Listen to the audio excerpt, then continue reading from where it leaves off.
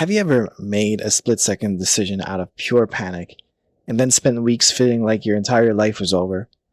Well, today we're going to talk about the agonizing weight of making a mistake and how a terrified, heartbroken 18-year-old in the back of a police car, me, taught me what feels like an unforgivable sin is actually just an error waiting for grace. And hi, if you're new here, I'm Cahir. I'm here to take you one step closer to self-love. Now guys, I felt inspired to make this video because one of the things on my healing journey I had to deal with and I'm getting better at, however, I even just today had kind of a similar thing, is, oh, did I make a mistake? Oh, I made a mistake. I fucked up. It's all my fault. Giving myself absolutely no grace. And I want to tell you guys a story about today when I really felt it. Trust me, it's really silly. It happened like 13 years ago, so the wound has healed, but at the time it was not fun. So the story begins. It was after a sleepover.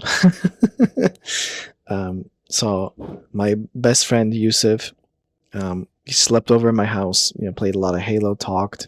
I think we didn't go to sleep till maybe 3 or 4 in the morning. The thing is, I had planned that we'd go play Pathfinder at the mall.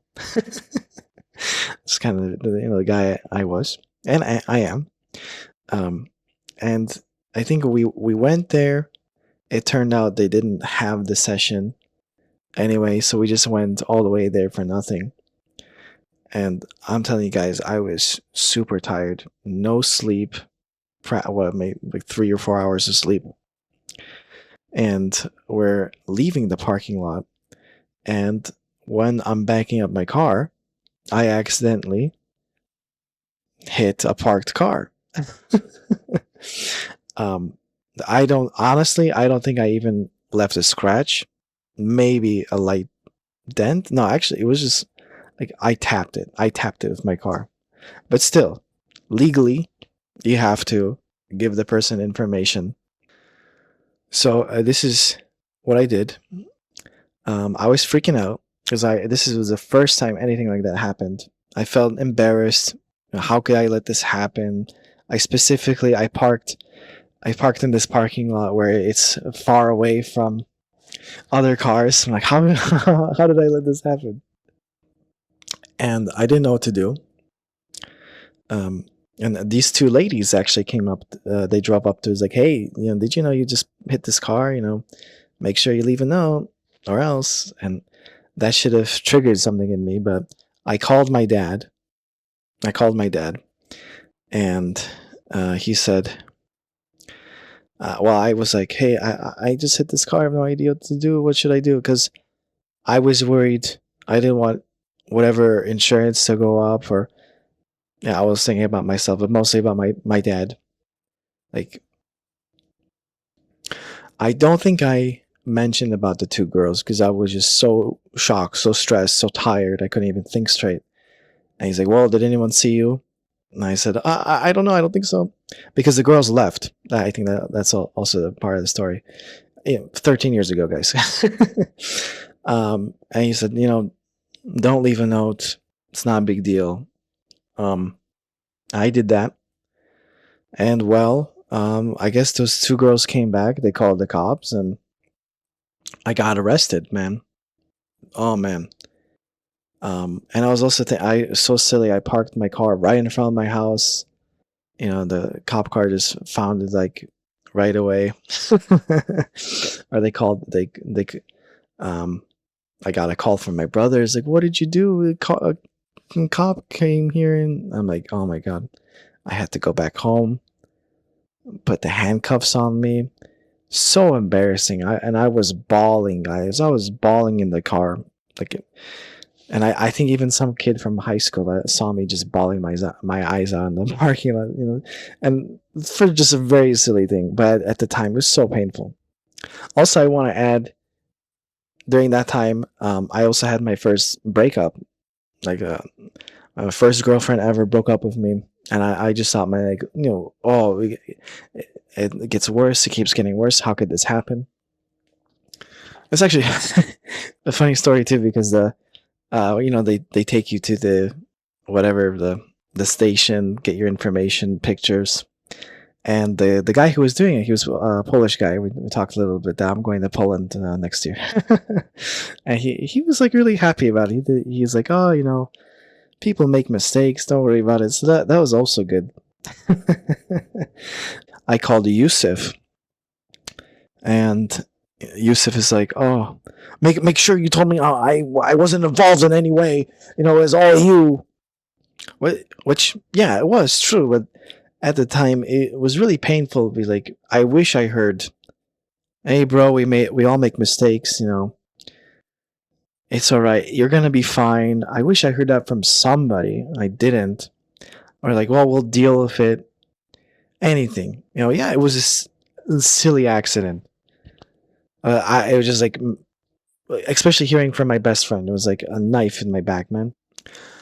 And I think Yusuf was the one that mentioned, like, he reminded my dad that the two girls actually saw me, and he's like, oh, why did you tell me? And then I just remember I had to be like very clear with him, like Tata, I'm going for one of the worst days of my life. Can you give me a break? And then he actually listened. He didn't push. And I know, yeah, I probably should have, I might be probably remembering this wrong, but I think this is what happened, just from my own recollection.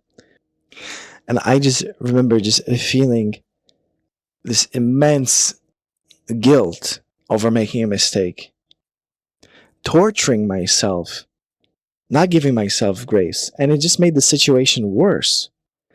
My court date was, I think, I don't remember when exactly, was whatever into the future. So let's say like a month, right? And I had a whole month catastrophizing, thinking about the worst case scenario. I'm gonna go to fucking jail. I didn't even look up like what are the possible things. I did look up like what are the chances, where, because I did, they gave me information where those people live, or I think, and I saw they lived like 3 hours away or something. I'm like, why are they gonna go 3 hours away to go to court and stuff?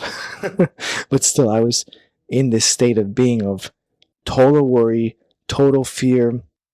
It was not a fun place to be in. And I remember going to that courtroom. I was dressed nice. My dad had to hire a lawyer, of course, to represent me. And this is when I got to see a little bit of the judicial system in the States, where it was like McDonald's. They had like a bunch of people waiting, and it's a hearing, like, are we gonna keep going? Are we gonna go to court? No. Yes, no. Yes, no. Yes, no. Something like this. And I remember being up there, and I guess the prosecutor was there. It's like, okay, talking about like, this is a case for hit and run, and the people haven't showed up. It's like, can we please wait, extended wait for them to come? And the judge was like, nope, next. So my case was dismissed. Guys, the relief I felt, I hugged my lawyer immediately, because bro, as I had that fear-based image in my head that everything's gonna go to shit, but it didn't. And praise be, honestly, like, yeah, I made a silly mistake. I would never do it again. Like, gosh, it was just elation, this sense of relief, guys. Now, if I were to go back in time, I would tell my younger self, hey, look up the consequences. And this is your first offense. It's going to be a fine. These people probably won't show up. But catastrophizing, worrying about it, making the worst case scenario in your head, is not going to help anybody. You're just torturing yourself, man. I know. This is the thing I see in my dynamic of my family. It was, my parents loved to catastrophize, and they said, oh, This is the truth. This is going to happen for sure. I know it. And I would believe them. I don't remember what they said during this time. I don't remember hearing encouraging words, more like, oh, it is your fault. So you'll see what will happen to you. I don't know. I don't remember being supported. That's for sure. I remember just, you made your bed, you made a stupid mistake, you gotta fucking deal with it. And you can live your life like that. And I had that mentality. Look where it gets you, man. I would instead encourage you to give yourself grace, space, actually look, what are the potential outcomes of it? What can I do? And what you can do is to be at peace now, to the best of your ability, to be at peace at this present moment, because there is no future, there is no past, there's only now. And I understand that my father was just probably projecting his own fear onto me, and I accepted it. But now, as an adult, I could say, no, I don't have to accept your fear-based belief.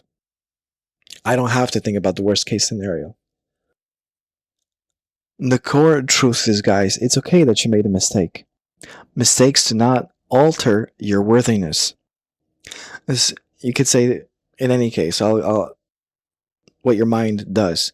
I'll tell about what my negative ego belief was. Because I hit that car, I ran away. Because I got arrested, I am deeply flawed, guilty, and deserving of punishment. I had that belief. But remember this, there are literally infinite points of view. Think about it. You can use your imagination to focus on any form of belief. Just because you think it's true doesn't mean it's true. Right? I was feeling I'm this guilty person. I'm deeply flawed. I deserve punishment. It wasn't true. But I felt the pain of that. I had the fearful, painful image in my head when instead I could have looked at the Course in Miracles perspective, look at myself for grace and say, I was a frightened, overwhelmed kid who made a mistake out of a panic. Right? That error caused me temporary pain, but it did not and could never alter my fundamental innocence. I'm completely forgiven.